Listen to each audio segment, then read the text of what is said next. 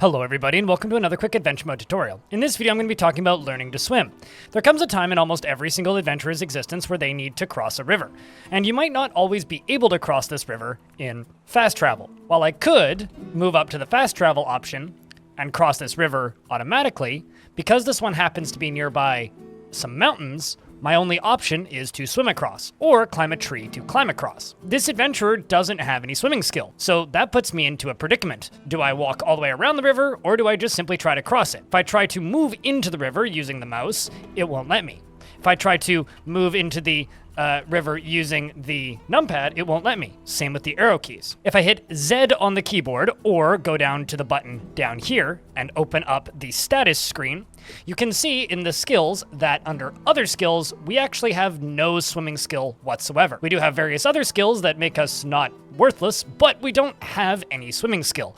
Or even a novice rider. For a little bit of clarity, the way the skills are described in Dwarf Fortress. Dabbling means no skill. It just means you've tried it once or twice, but you actually have no skill in doing the thing. Whereas novice means you've hit level 1 from level 0, essentially.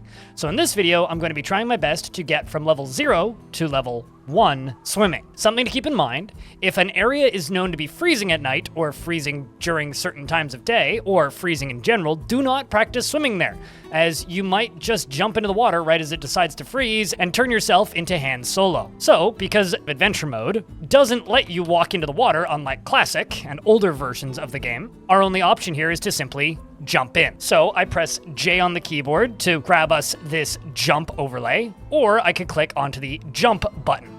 Then it's just a matter of selecting where to go. You want to land somewhere close to the edge on the other side. If I open up the status screen, you can see that we are currently drowning. Fortunately, this will remove your thirst if you happen to have any. So now that we're in the water, we can click to try and move around. If I move up a layer, we can actually see where we are currently, and we can try and move out. The idea would be to hit the edge a couple of times until you bounce back out. Now, if we open up the skills screen, we can go to other skills and see that we are a dabbling swimmer. Let's repeat this process. Once our dwarf is done drowning, we jump back in. We've jumped back into the water, and I'm going to use the numpad to move south. We do have a few turns before we will drown entirely. We're going to try and flounder out, and we flounder out. And once again, it takes a moment for our dwarf to catch their breath, and then we repeat the process. It's also worth noting that while you're doing this, you don't really want to be doing this in a very long area like this, because I find that the currents get a little tougher when it's been going in a straight line for a while.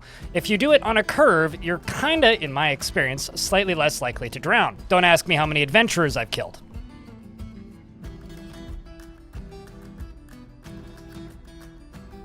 Essentially, in my experience so far, it's best to be right next to an edge like this, but not up against an edge at the end of a long straight. Less likely to drown here than you are to drown here, because even though it's kind of hard to see, Dwarf Fortress does do a lot of current simulation. Look at that. Very content. Still have some more skill to learn, though.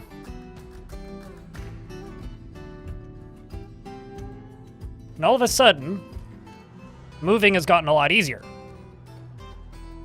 with way less scary sounds. Let's check our skills. Look at that. We've now moved up to a novice swimmer. Let's see how much higher I can get it. And let's see if we're drowning when we're underwater. Look at that. Not drowning.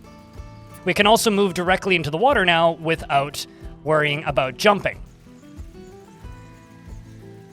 And just like that, we now have an adventurer with some swimming skill. In fact, we're an adequate swimmer. Let's see if we can push this even further. The ironic thing is I'm getting thirsty. Trying a little bit of fishing here. In fact, we threw a bolt directly at this long-nosed gar in the upper body, which tore its liver. Let's see if I can fire a bolt at it. Would you look at that? The flying bolt hits the gar in the lower body, which tore the guts, which, you know, got its bits firmly lodged in the wound. We are thirsty, but we're not drowning, fortunately. Thankfully, there's plenty of water around us, but we can just grab a drink. Checking our skills at this point, we have now leveled up to an adequate swimmer, still consistently. Let's see if we can get it one tick higher. Starting to think I might be about to recreate that bit from that meme where he says, "It do go down." Is there a waterfall here? No, but there is a whole bunch of fish, and look at that sturgeon corpse. I think we're actually going against the creek. No, we're not. Okay. We are scaring that fish. And now we've moved out. So now water doesn't matter to us anymore. We can just simply cross everything we want. Were we able to put that skill up one more? There we go. We are now officially a competent swimmer. So this is how you go from 0 to hero when it comes to swimming. Simply start throwing yourself into the water, don't actually care about your well-being, and eventually you'll level up. Although I do recommend you put a hard save down the first time you try this, as it is quite easy to drown the first few times you jump in. Thank you very much for watching this video. I hope you found it helpful. If you'd like to see more adventure mode tutorials, check out this YouTube channel, as well as a ton of Fortress mode tutorials if you're interested in those as well.